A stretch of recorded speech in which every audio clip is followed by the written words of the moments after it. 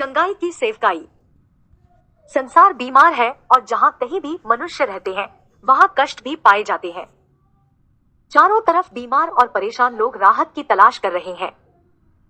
सृष्टिकर्ता परमेश्वर का यह उद्देश्य नहीं है कि मानवता पीड़ा के बोझ से दब जाए, रोगों के कारण उसकी गतिविधियां सीमित हो जाए, उसकी सामर्थ्य समाप्त हो जाए और उसका जीवन समय से पहले ही समाप्त हो जाए।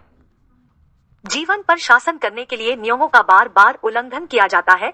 इस हृदय में पाप प्रवेश करता है और मनुष्य जीवन और स्वास्थ्य के स्रोत परमेश्वर पर अपनी निर्भरता को भूल जाता है, जिससे मनुष्य का दमन, आज्ञा उल्लंघन के परिणाम पीड़ा, बीमारी और मृत्यु से भर जाता है।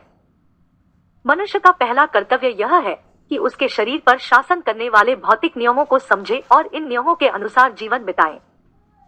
जब बीमारियां आती है, यह आवश्यक है कि परमेश्वर द्वारा उपलब्ध कराई गई उन विभिन्न वस्तुओं का प्रयोग किया जाए जो प्रकृति के साथ सहयोग करते हुए हमारे शरीर का निर्माण और सेहत को बहाल करती है। इससे भी अधिक महत्वपूर्ण हमारे सृष्टिकर्ता, जिसने मनुष्य की खुशियों को बरकरार बनाए रखने के लिए प्रत्येक प्रबंध किया है और आज भी मनुष्य की भलाई में रुचि रखता है।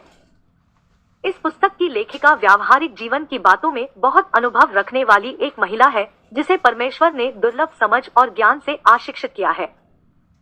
उसने जीवन और स्वास्थ्य की शर्तों पर, बीमारियों और उनके उपचारों पर, आत्मा की बीमारी और चंगाई देने वाले गिलाद के मरहम के ऊपर जानकारी का एक विशाल भंडार हमारे सामने खोल कर रख दिया है।